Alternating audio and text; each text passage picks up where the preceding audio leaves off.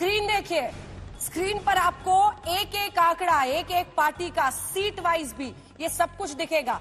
एक तरफ तेजस्वी यादव आपको दिखेंगे अपनी पार्टी के तमाम आंकड़े खींचते हुए, ताकि रिफ्रेश होता रहे, क्योंकि सबकी धड़कनें इस वक्त रुझानों पर शुरू होने वाली है। दूसरी तरफ नीतीश कुमार के लिए, नीतीश कुमार के घर के बाहर मोर नाच रहे हैं, लेकिन मोर क्या उनको जनता देगी चांस एक मोर? इसी पर हम बातचीत भी करेंगे। ये पूरा जो आप स्क्रीन इस वक्त देख रहे हैं, ये जेडीयू हो, महागठबंधन हो, पार्टी वाइज भी, सिर्फ हम एनडीए और महागठबंधन नहीं, हम आपको बीजेपी, जेडीयू, ताकि आप भी समझे बीजेपी की खास तौर पर नजर आएगी।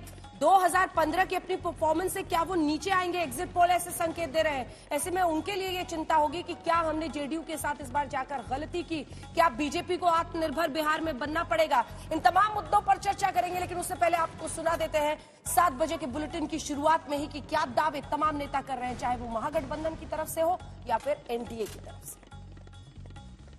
वोटिंग कैसे हुई, इसका सैंपलिंग जो होता है कुछ हजार लोगों के बीच होता है। एक कंस्टिट्यूएंसी में वोटर्स बहुत ज़्यादा, मान लीजिए इसमें आपने पुरुषों की ज़्यादा संख्या दे दी और महिलाओं का कम संख्या का आकलन किया, तो आपका रिजल्ट जो आपका फोरकास्ट होगा, चाहे जो सर्वे का रिपोर्ट होगा, उसमें कन्फ्यूजन हो सकता है। इसलिए हम लोगों ने जो पहले कहा उसे अलग कहने की जरूरत नहीं है कि एनडीए की सरकार बनेगी। मैंने कई जगहों पर हम सभा में गए हैं, लेकिन जो दृश्य इस चुनावी सभा में, तेजस्वी की सभा में दिखाई दिया, वैसा हमने कभी नहीं देखा था। दूसरी तरफ आप देखिएगा कि नीतीश कुमार मैंने भीतर से हिल गए, ये बिल्कुल साफ दिखाई दे रहा था।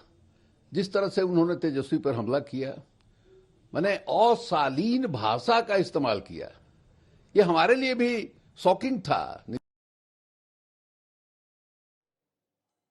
तो ये आरजेडी के नेता को आप सुन रहे हैं, उनका ये कहना है कि जिस तरह से आक्रमण किया गया निजी तौर पर, चाहे वो कई लड़कियों के बाद तेजस्वी के आने का इंतजार कर रहे थे, बेटे के होने का इंतजार कर रहे थे हो, या फिर अन्य मुद्दों पर, क्या जेल वाले पैसे से नौकरी देंगे। हमारे साथ सैयद जफर इस्लाम भारतीय जनता पार्टी के नेता जुड़ गए हैं और अभिषेक झा हमारे साथ जेडीयू की तरफ से जुड़ गए हैं। सैयद जफर इस्लाम साहब, खास आप देखेंगे स्क्रीन पर, हम आपको एनडीए का ब्रेकडाउन भी दिखाएंगे, जेडीयू की कितने, बीजेपी की कितने। नजर रखनी पड़ेगी आपको कि इस बार जो आपका फैसला था जेडीयू के साथ चुनावी मैदान में उतरने का, वो कैसा साबित हुआ। क्या इसका बोझ आज की सुबह आंखों को बोझिल कर रहा है? देखिए अजना जी, भारतीय जनता पार्टी एक बहुत ही डिसिप्लिन पार्टी है। अपने घटक दल को, अलायंस पार्टनर को कभी बीच में कहीं पर भी छोड़ती नहीं है। वो छोड़ के अगर कभी गए अपने फायदे के हिसाब से तो छोड़ चले जाते हैं, जैसे चिराग पासवान। लेकिन हम कभी किसी को नहीं, हमने कभी नहीं छोड़ा।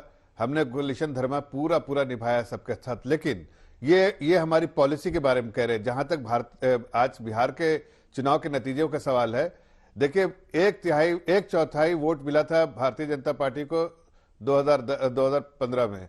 इस बार 1/3 वोट मिलेगा, इसलिए हमारे वोट शेयर भी बढ़ेंगे, सीटें भी बढ़ेंगी और परफॉर्मेंस भी अच्छा होगा। सर, 2 बार आप बिहार गए सैयद जफर इस्लाम साहब, ये तो रटी बातें हम लोग इतने दिन से एग्जिट पोल से ही कर रहे हैं। 2 बार आप बिहार गए, आपको भी दिखा होगा तेजस्वी नेता तो बन गए वहां। देखिए, मैं इस बात को आपकी बात जरूर मानूंगा कि तेजस्वी नेता के तौर पे उभर कर आए हैं, ये बात हकीकत है, मैं इसको झुटलाऊंगा नहीं। और शायद अपने दल के सबसे बड़े नेता भी बनकर आए हैं, चाहे परिवार के हों या ना हो, लेकिन फिर भी वो कहीं ना कहीं बिहार में एक आरजेडी के नेता बनकर उभरे हैं। लेकिन क्या वो इतने बड़े नेता है, या इस तरह की कामयाबी जिस तरह के आपके एग्जिट पोल में दिखा रहे वैसी कामयाबी उनको मैसर होगी, मुझे नहीं लगता है।